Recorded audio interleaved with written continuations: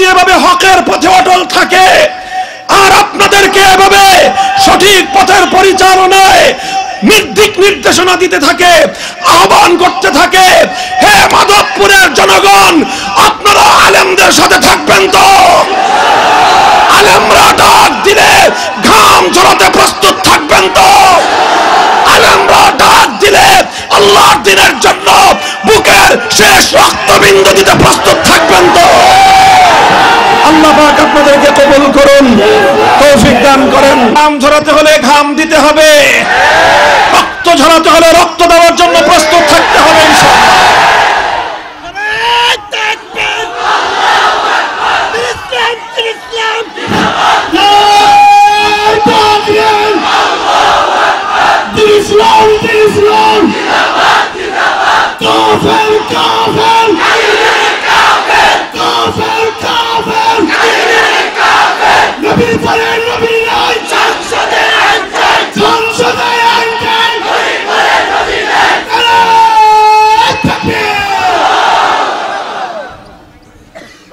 দ্বিতীয় কথা হলো, আল্লাহর নবী সে কথাই বললেন, আমি হলাম সর্বশেষ নবী।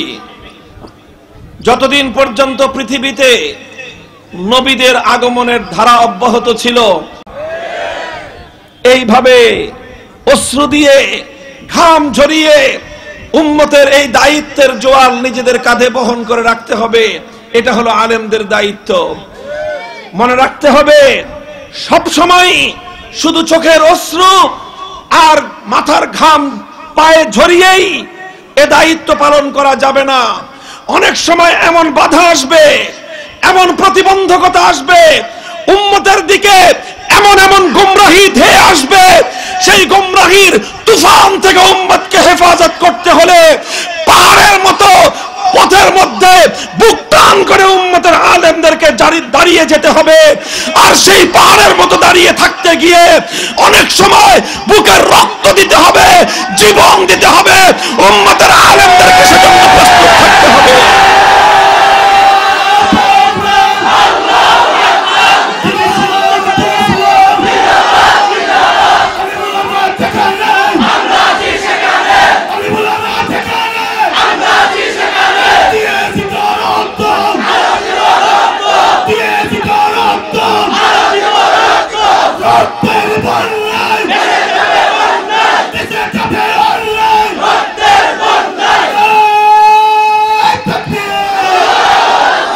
মুহতারাম হাজিরিন, সুতরাং হে সাধারণ জনগণ, হে খেটে খাওয়া মেহনতি মানুষ, ব্যবসায়ী, চাকরিজীবী, সরকারি আমলা, কর্মকর্তা, প্রশাসনের লোকজন, আইন শৃঙ্খলা রক্ষাকারী বাহিনীর লোকজন, রাজনীতিবিদ, আপনারা সকলে কথাটা ভালো করে বুঝে রাখুন, ভালো করে বুঝে রাখুন। অনেকেই আলেমদের ব্যাপারে বিরক্ত হয় যে অযথাই আলেমরা চিৎকার করে, চেঁচামেচি করে। অনেকে মনে করে, অনেকে মন্তব্য করে, আলেমদের এত কথা বলার দরকার কি?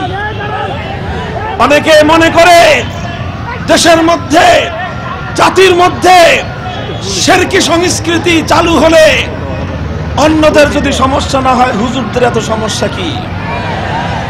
কেউ যদি খতমে নবুয়তকে বিশ্বাস না করে, হুজুরদের সমস্যা কি?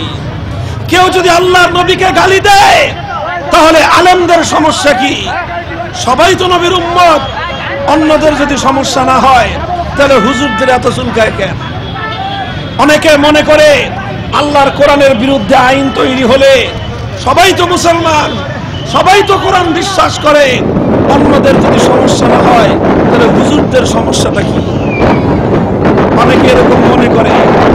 আর হুজুররা যখন অস্থির হয়ে, হুজুররা যখন চিন্তিত হয়ে, যখন চিৎকার চেঁচামেচি শুরু করে, উলামায়ে কেরাম যখন ময়দানে অবতীর্ণ হয়, তখন অনেকেই আবার আলেমদেরকে প্রতিরোধ করতে মাঠে নেমে আসে। মুহতারাম হাজিরিন, যারা আমাদের চিৎকার চেঁচামেচিতে বিরক্ত হয়, যারা আমাদের এই সকল ভূমিকার কারণে মনে করো হুজুরদের, আবার অনেকে কয় হেফাজতে ইসলাম, ইসলামকে তো আল্লাহই হেফাজত করবেন, হুজুরদেরকে আবার ইসলাম হেফাজতের দায়িত্ব দিছে কে? এ আছে না এমন কথা বলার কুলাঙ্গার? যারা এই কথা বলে হুজুরদেরকে ইসলাম হেফাজতের দায়িত্ব দিয়েছে কে? গন্ডমূর্খ। যারা বলে হুজুরদেরকে ইসলাম হেফাজতের দায়িত্ব দিয়েছে কে? এরা হলো নাদানের ঘরের নাদান।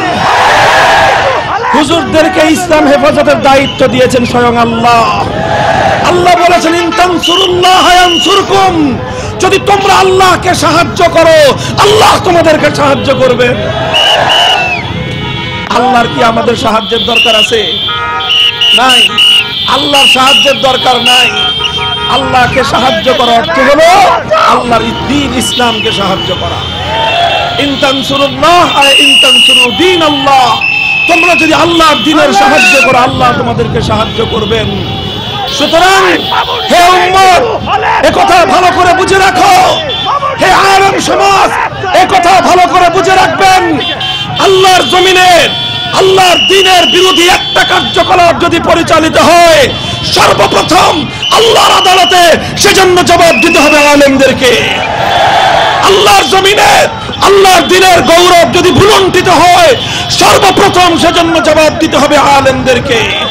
আল্লাহর নবীর বিরুদ্ধে যদি কেউ কটূক্তি করে, সেজন্য নবীর কাছে সর্বপ্রথম লজ্জিত হতে হবে আলেমদেরকে।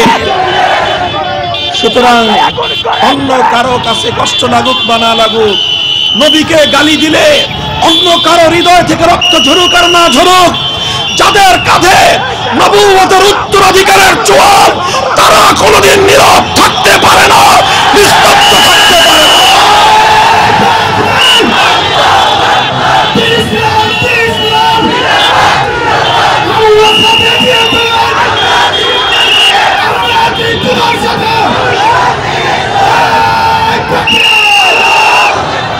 মুহতারাম হাজিরিন, আপনাদের প্রতি আমার এই দুই পয়গামের উপর আমি কথা শেষ করব। আবার বলে দিচ্ছি, সাধারণ উম্মতের প্রতি আমার নবীর ওসিয়ত, সাধারণ উম্মতের প্রতি আল্লাহর নবীর পয়গাম, খবরদার, আমরা নবীরা চলে যাচ্ছি, তোমাদের কাছে তোমাদের দায়িত্ব আমি নবী আমার পরে আলেমদের কাঁধে দিয়ে গেলাম, আলেমদের হাতে তোমাদেরকে সুপর্দ করে গেলাম। ভাই মনে করেন